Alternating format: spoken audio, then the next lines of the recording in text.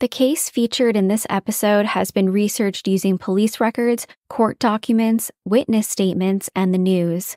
Listener discretion is advised. All parties mentioned are innocent until proven guilty, and all opinions are my own.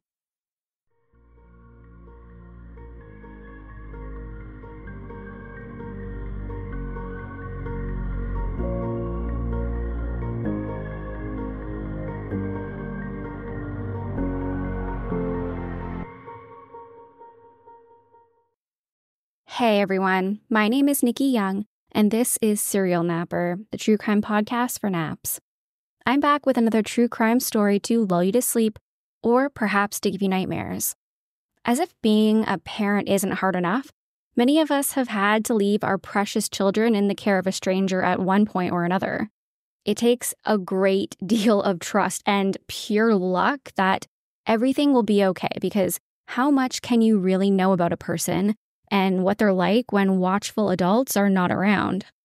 The crimes committed by Christine Falling, known as the babysitter from hell, are an important reminder that parents need to be vigilant when selecting a caregiver for their children, who are some of the most vulnerable in our society. In her early years, she began torturing small animals like cats. Then, as a teenager, she moved on to hurting neighborhood children. From 1980 to 1982, just a 2-year span, it's believed that she attempted to murder 3 infants, and she killed as many as 5 babies and an elderly man. She didn't even try to hide her crimes, later telling investigators that she heard voices that told her to kill them, and she should have been caught long before she was ever arrested. However, somehow, the back-to-back deaths of all of these children in her care, they seemingly went under police radar, or they were lost amidst a pile of paperwork, allowing her to continue to kill. So dim the lights, put your phone down, and listen to the story of Christine Falling, a twisted young woman who would confess to police on tape, quote, "I just choked him, no apparent reason." So let's jump right in. As we often see with people who go on to commit these kinds of brutal crimes, Christine Falling came from difficult beginnings. She was the product of an abusive, toxic relationship, and I'm using that word relationship loosely here because her mother, Anne, was actually a child bride, married off to a man 4 times her age, who was violent with his wife and his children. Christine was born on March 12, 1962, in Perry, Florida, to her teenage mother, Anne. Anne was just 16 years old and married to a much older man, 65-year-old Thomas. Before she was Christine Falling, she was actually born Christine Laverne Slaughter, an absolutely fitting last name. It's always kind of interesting when someone's name fits their personality. Christine was their second daughter. She grew up with an older sister and then would later have 2 younger brothers named Michael and Earl. Their father believed that Michael was likely fathered by some other man, so he only ever claimed Earl as his own blood.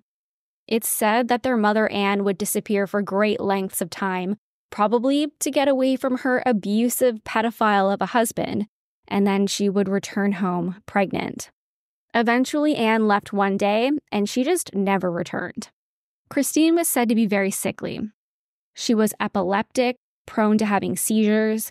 She suffered from weight issues, and she was severely developmentally delayed. There was also a lot of violence and abuse in the home, pure neglect, which made Christine's health issues even worse. She didn't get the care or attention that she truly needed that could have helped prevent the tragic events that would happen many years later. The Slaughter family lived in extreme poverty. Thomas worked as a woodsman while Anne, when she was around, was a homemaker, but they couldn't afford all of their children's medical needs. So when Christine was a young child, she and her older sister were given up for adoption. Their little brothers, Michael and Earl, were kept, well, because they were boys who could work hard with their father and earn money. Both girls were adopted by the Falling family, Jesse and Carol, which is where the name Christine Falling was given. Though Jesse and Carol claimed to be godly people who attended church every Sunday, things were not any better in the Falling home. It's alleged that their stepfather, Jesse Falling, began to sexually abuse the two young girls, something that both Jesse and Carol would deny. It's no wonder why Christine began to display violent behaviors. I can feel for Christine as a child. She never really stood a chance. She was born severely mentally delayed, and she was both physically and mentally abused from a very young age. So is it any wonder why, if violence was constantly inflicted upon her, that she would learn to do the same? She was angry and displayed that anger in having fits of absolute rage. She didn't have the capacity to verbalize it, so it showed through in her actions. Apparently, it became too much for their adoptive parents to handle, and the girls were placed in a group home called the Great Oaks Village in Orlando, Florida. Christine was just 9 years old at the time, and this was the third home that she had been placed in. While it did get her away from her creep of a stepfather, her propensity to resort to violence didn't stop. It actually got worse.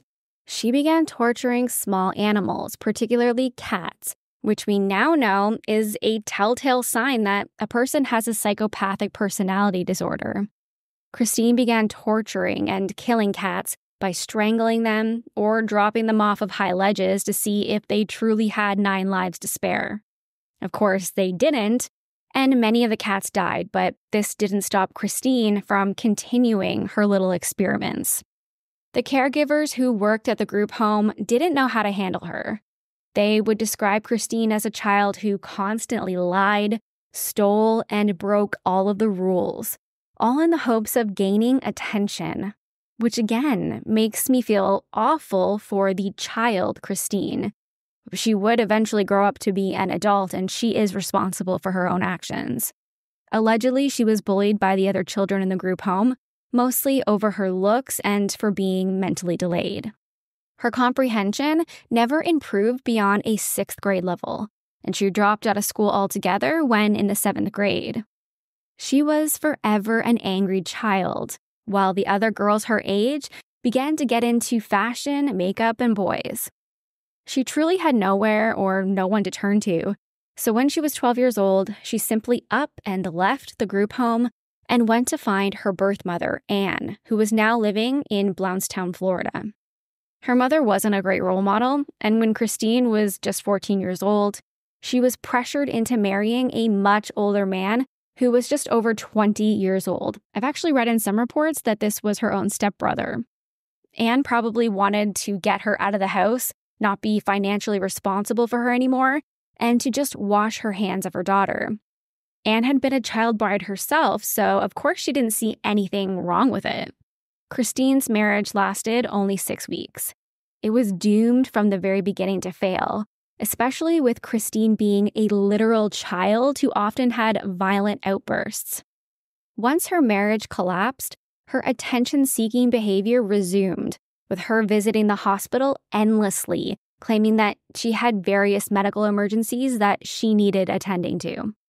In the span of about 2 years, she would end up at the hospital more than 50 times, with ailments like abnormal menstrual bleeding and hallucinations. The doctors never really knew what to do with her or how to treat her, so they would often just send her home without any kind of treatment. Now that she was back living at home with her birth mother again, she was told that she needed to get a job and help to pay the bills. With a lack of skills, education, and the comprehension of a 6th grader, finding a job proved to be difficult. This is when she decided that she'd babysit children in her neighborhood. Though she suffered from a lot of internal turmoil, Christine was capable of keeping it together enough to appear as a kind and caring young lady who parents seemed to trust. She came off as this person who absolutely loved children. This would be a big mistake. The date was February 22nd, 1980. 17-year-old Christine Falling was hired by the parents of 2-year-old Cassidy Johnson, whose nickname was Muffin, which is the sweetest thing I've ever heard. She was hired to watch the little girl while both parents worked. At first, everything appeared to seem fine. When the parents arrived home, the little girl appeared to be sleeping, so they paid Christine and she left. However, just a few days later, it became evident that something was horribly wrong with the little girl. She was incredibly sick, lethargic, and limp, so her parents rushed her to see the local doctor. The doctor identified bruising on her scalp, and it was believed to be a case of encephalitis, inflammation of the brain from a traumatic head injury. Just 3 days later, the little girl would die from her injuries, around the same time that another child in Christine's care, 3-year-old Kyle Summerlin, was rushed to the hospital with meningitis. Luckily, he survived. Because of the suspicious circumstances surrounding this healthy child's death, an autopsy was performed on Cassidy, which concluded that she had died from blunt force trauma to her skull. Her parents couldn't recall seeing her fall or hit her head on anything, but they did let the police know that Christine had babysat for them just a few days prior. Maybe something had happened at that point. When investigators interviewed Christine, she said that she briefly left little Cassidy alone in her room, and when she returned, she found the child unconscious on the floor. So she must have fallen out of her crib. It was labeled a tragic accident, especially according to Christine. And though there was suspicion that it could have been foul play, without any evidence to prove otherwise, the case was considered closed. Christine decided to move to Lakeland, Florida for a fresh start, where she once again began offering her babysitting service to parents in her new neighborhood. At the beginning of 1981, she babysat 2 brothers who suddenly began to convulse and were rushed to the hospital right away, where thankfully they recovered. But not every family Christine babysat for was so lucky. One of the children she looked after was a 4-year-old little boy named Jeffrey Davis. According to Christine, he was taking a nap, and when she went to wake him up, he just would not gain consciousness. The little boy had stopped breathing in his sleep. Christine said he was already deceased when she walked into his bedroom. Because this is the sudden death of a child, an autopsy was once again ordered. This time, the medical report stated that while Jeffrey had suffered from a chronic heart inflammation condition, this alone didn't kill him. No other possible cause of death was found, so it was believed that this condition contributed to his death, but it may have been a case of SIDS. No one suspected Christine of doing anything wrong. In fact, Jeffrey's family felt awful for her that she had to experience something so traumatic while caring for their child. The trust was still there, so while Jeffrey's family attended his funeral 3 days later, Christine was asked to care for his baby cousin, 2-year-old Joseph Spring. And this is where, in my opinion, the alarms should have been sounded. The red flags should have been raised, because it was glaringly obvious that something sinister was at play. Just like with Jeffrey's tragic death, little Joseph went down for a nap and he didn't wake up. Can you imagine the extreme pain and suffering these 2 little boys' family must have experienced? Losing 2 small children suddenly, within days of each other. This time, it was believed that Joseph may have died from a viral infection. Because Joseph and Jeffrey were cousins around the same age who had spent a lot of time together, it was thought that this infection likely contributed to Jeffrey's death as well, that the 2 boys had both died from this mystery virus, meaning there was no further investigation into their deaths required. After this most recent tragedy, Christine decided to move back to her mother's hometown. Another fresh start, or perhaps just a new modus operandi. She gave babysitting a break, and she found a new job working as a housekeeper for an elderly man, 77-year-old Wilburn Swindle. Christine must be the unluckiest woman alive, because while working her very first shift, Wilburn suddenly died in his kitchen. His death wasn't looked at as closely because he was an elderly man who also suffered from cancer, and it was ruled that he had likely died from a heart attack. Did no one in Christine's life at this point realize that she had been present at so many sudden deaths? Even if the police weren't tracking it because they didn't keep proper record keeping or follow her to different towns, I'm not sure why it didn't raise the eyebrows of those who actually knew her as a person, including her stepsister. Shortly after Wilburn's death, Christine was running some errands with her stepsister and infant niece, Jennifer Daniels. Earlier in the day, Jennifer had an appointment with the doctor to receive her vaccinations. Then they all had to make a quick stop at the grocery store. Christine offered to wait in the car with the sleeping baby while her stepsister ran in to grab what they needed. When the stepsister returned, she found Christine in a panic. The 18-month-old, otherwise healthy baby girl wasn't breathing. It was believed that she had died in her sleep. Again, maybe a case of SIDS, or perhaps related to the immunization that she had just received that morning. Case closed. According to the Cleveland Clinic, quote, about 2,500 babies in the U.S. die every year due to SIDS. So to think that at least 2 unrelated babies in the last few years would die from this cause in the presence of this young woman, it's highly unlikely. Yet this pattern was not immediately picked up by really anyone. It wasn't until a year later that someone would take notice that something very terrible was happening, when a now 19-year-old Christine Falling was caring for a 10-week-old baby named Travis Coleman. She was watching the baby in a trailer that she shared with her boyfriend when, again, Christine would say that the baby suddenly stopped breathing in his sleep. Before he passed, the baby had displayed symptoms of having a case of pneumonia. So initially it was thought that he may have passed away from his illness. People in the community and the local media were beginning to notice that young children were dying at a very alarming rate in the presence of Christine Falling. She would give an interview from her trailer to a reporter denying any involvement, saying, quote, just because I'm not having an easy life, maybe it will straighten up one day. I don't see how that's ever going to happen. Then she voluntarily checked herself into the psychiatric unit after telling doctors that she was suicidal. She was released a week later, just in time for investigators to have a word with her. Travis was the 5th child in only 2 years to suddenly die while in Christine's care. The police pushed for his parents to agree to an autopsy, which thankfully they did. And this is when it was learned that Travis had signs of being suffocated to death. Christine was brought into the station for questioning. And this is when she finally confessed. She would admit to murdering 3 of the children who had mysteriously died on her watch, saying she was hearing voices telling her to suffocate the children with a blanket. So that is exactly what she did in order to silence the voices. It was like a game because I got away with the first one because I couldn't tell what actually happened.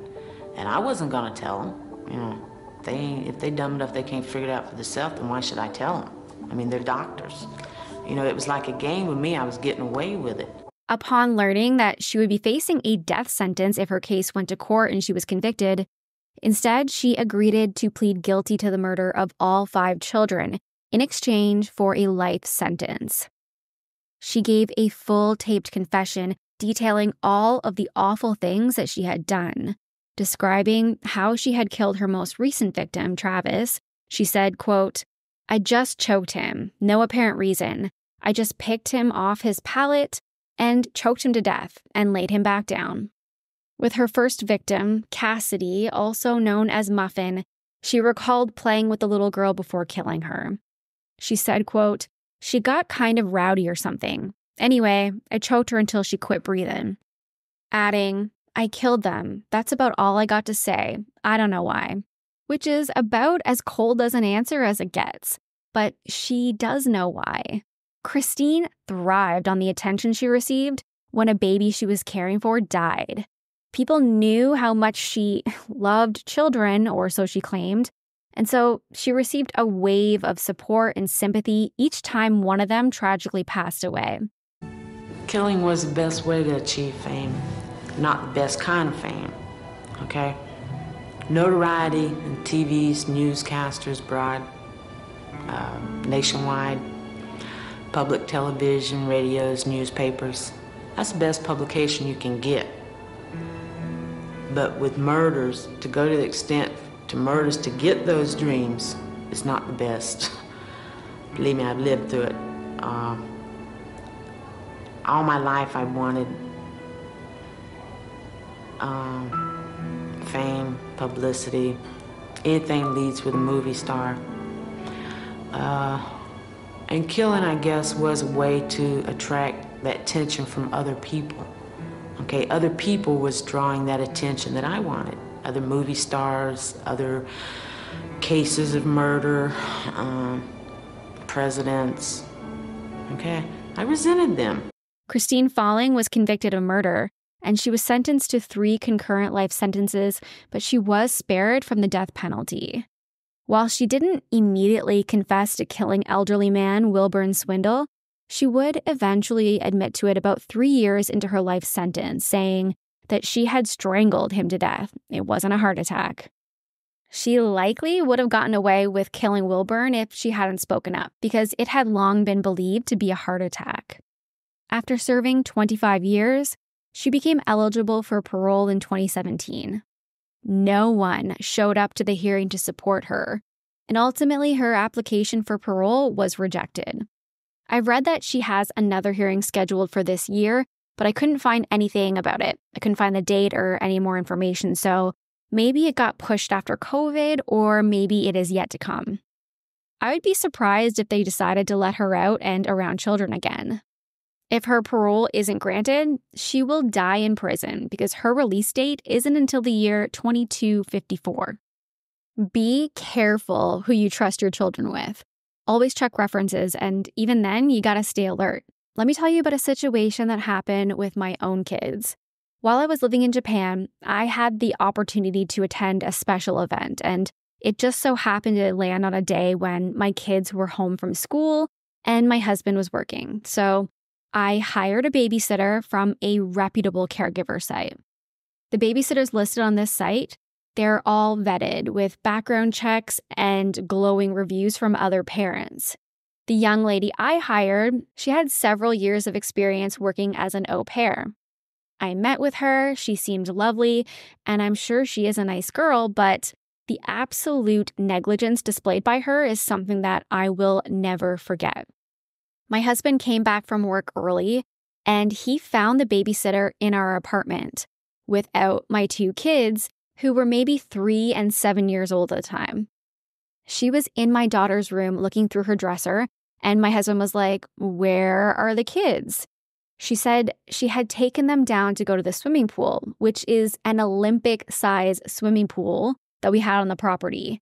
And initially, my daughter didn't want to swim, but she had changed her mind. So the babysitter went back to our apartment to get the bathing suit.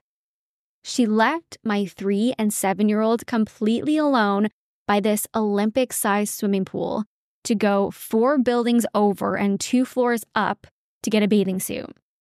My husband rushed down to the pool to get the kids, and thank God they were okay, but it could have been a tragic situation. They were standing by the pool by themselves.